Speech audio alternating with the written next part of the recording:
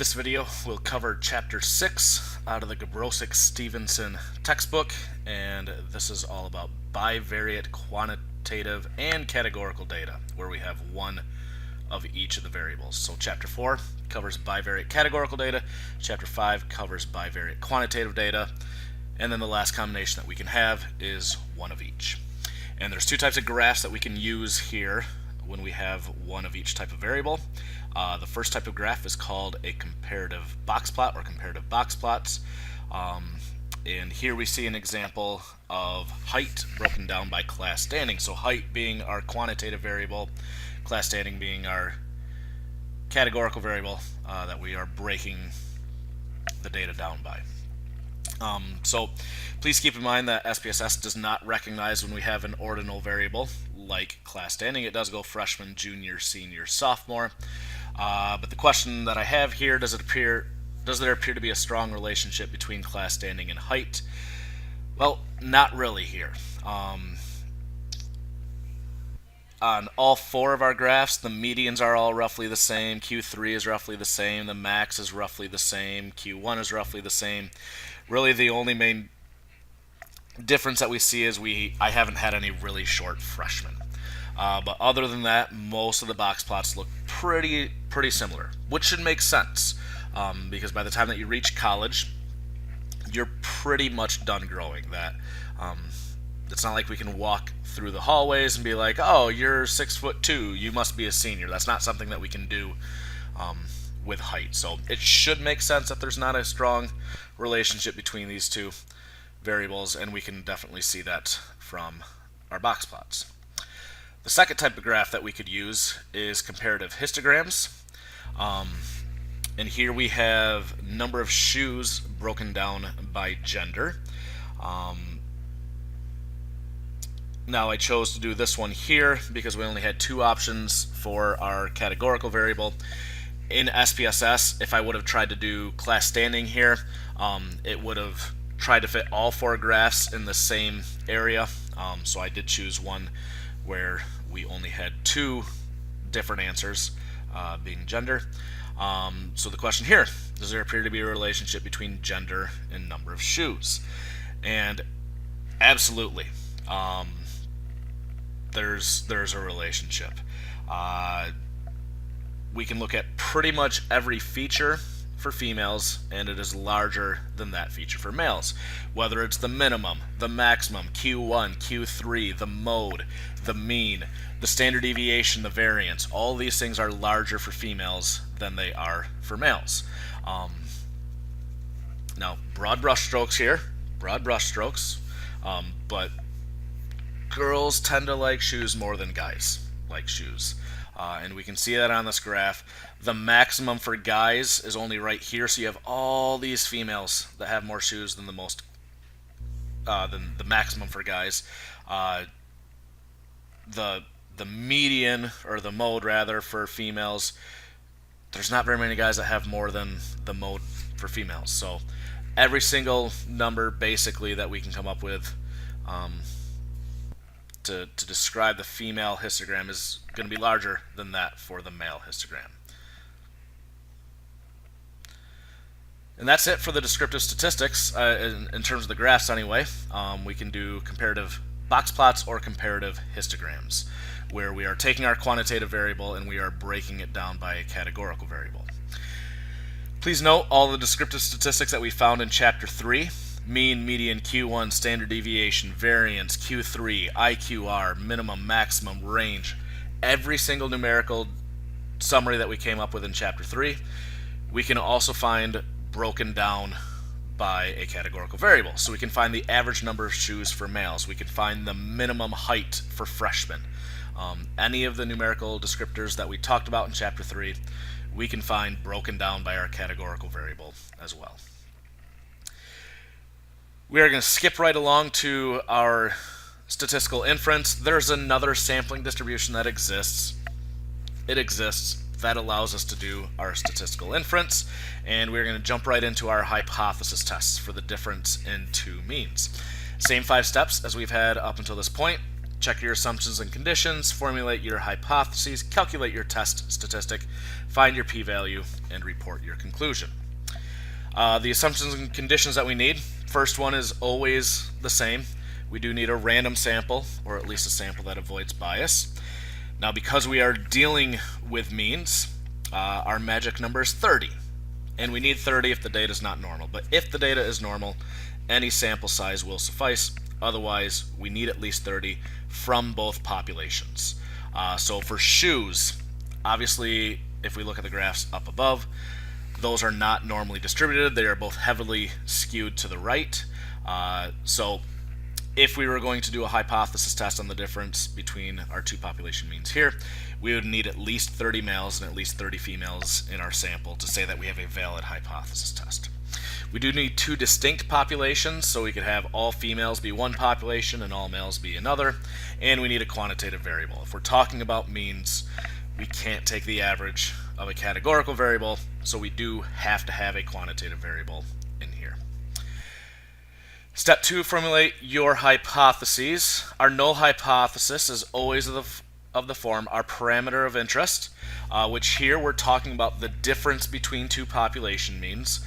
Our two population means being mu1 and mu2. Mu1 being the population mean for the first population, mu2 being the population mean for the second population. We're talking about the difference between those two. So mu1 minus mu2 is what we're doing a hypothesis test on. So our parameter of interest equals some null value. And now for purposes of this class and most of the time outside of this class, we are going to use a null value of 0. So our null hypothesis is mu1 minus mu2 equals 0. Doing just a little bit of algebra here, we can add mu2 to both sides, and if the difference between mu1 and mu2 is equal to 0, well, that means that mu1 equals mu2. And this will be our null hypothesis that we use here in chapter 6. Our alternative hypothesis will be one of these three, depending on what we're trying to prove in our hypothesis test. Either mu1 is not equal to mu2, which would be two-tailed, mu1 is specifically less than mu2, or mu1 is specifically greater than mu2. The usual caveat, if this is your alternative hypothesis, you can use mu1 is less than or equal to mu2 as your null. If this is your alternative hypothesis, you may use mu1 is greater than or equal to mu2 for your null. Just remember, the equals portion always has to go with our null hypothesis. Step 3, calculate your test statistic. Here we are calculating a t-statistic. This whole thing can be called a t-test, and it's a two-sample t-test because we have two distinct populations. Friendly reminder on how we calculate our test statistic. It is the sample estimate minus the null value divided by our null standard error.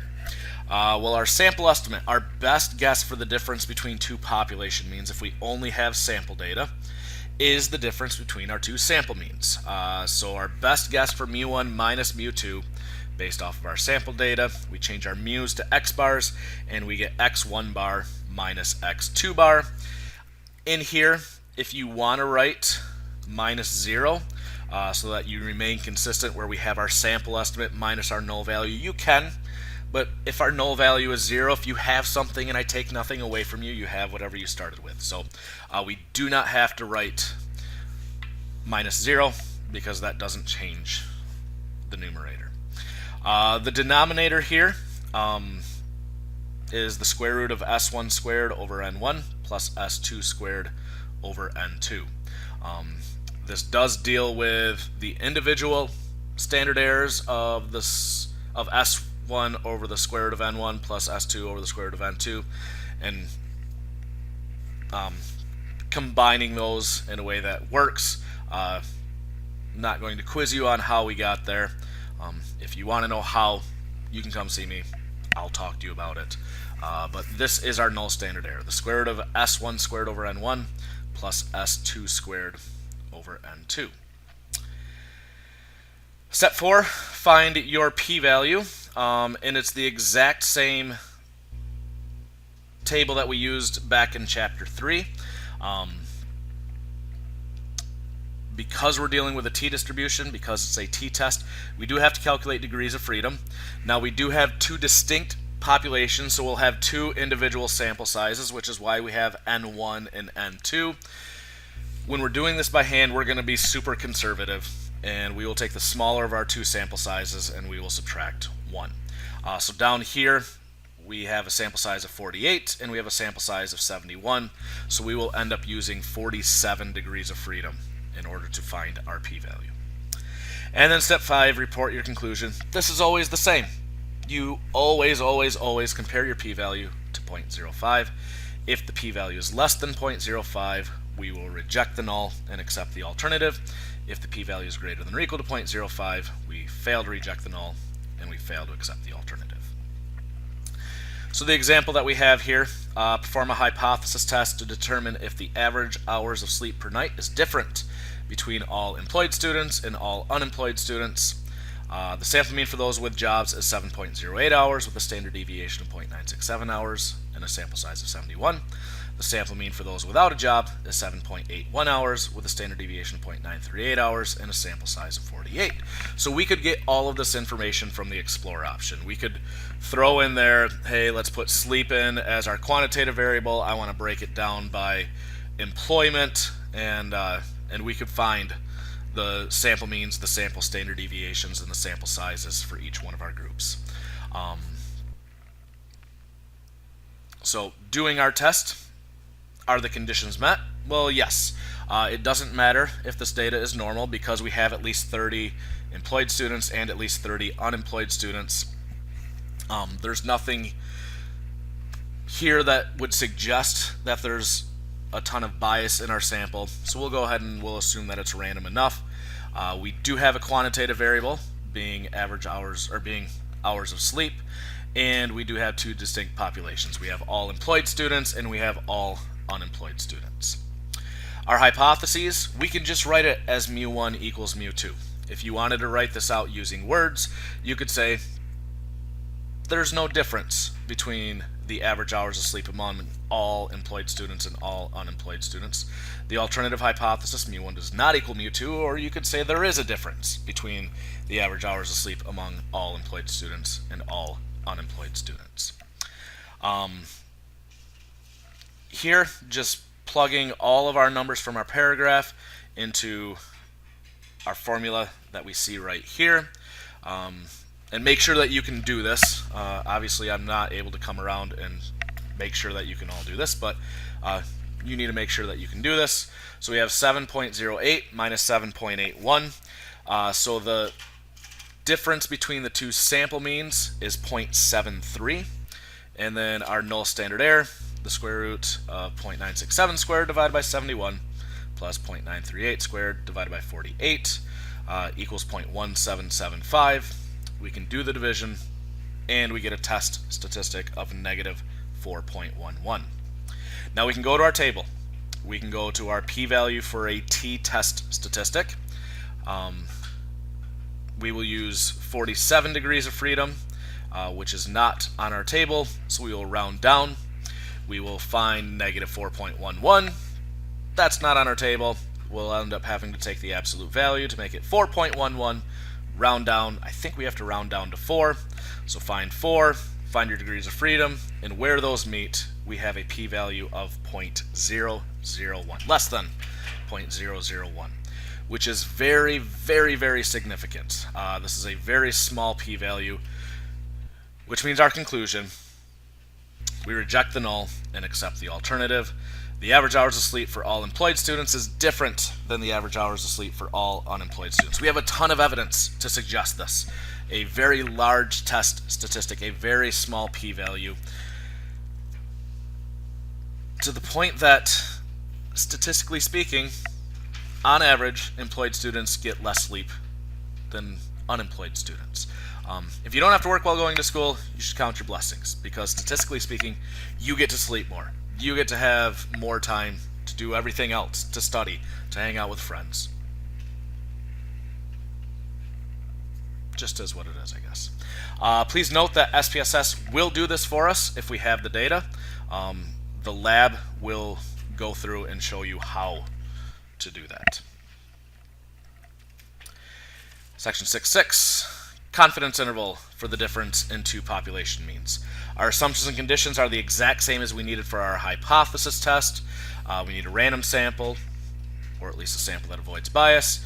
We need at least 30, unless the data is normal. Then any sample size will suffice. We do need a quantitative variable, and we do need two distinct populations. Our overall basic formula for a confidence interval has not changed from previous chapters. Our confidence interval equals our sample estimate plus or minus our multiplier times our standard error. Our sample estimate hasn't changed from our hypothesis test. Our best guess for the difference in two population means, if we only have sample data, is the difference between our two sample means. So our sample estimate is x1 bar minus x2 bar. Our multiplier, because we're dealing with means, we do have to find a t-star multiplier. And again, if we're doing this by hand, we take the smaller of the two sample sizes and subtract 1. And our standard error is the exact same as the null standard error that we used in our hypothesis test. Nothing was gained by assuming that mu1 equaled mu2. That didn't change anything in our standard error. So when we're dealing with means, the standard error that we use in our confidence interval, the standard error we use in our hypothesis test are the exact same. So we can plug these three things into our overall basic formula for a confidence interval to find the basic formula for a confidence interval on the difference between two population means. And our confidence interval equals x1 bar minus x2 bar. That difference plus or minus our t-star multiplier times the square root of s1 squared over n1 plus s2 squared over n2.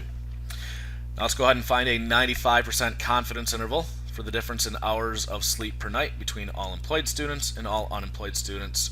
And we will use the same data from the previous section. Here, I give it to you on the screen. We have x1 bar, x2 bar, s1, s2, n1, and n2. Again, all information we can find from the Explore option.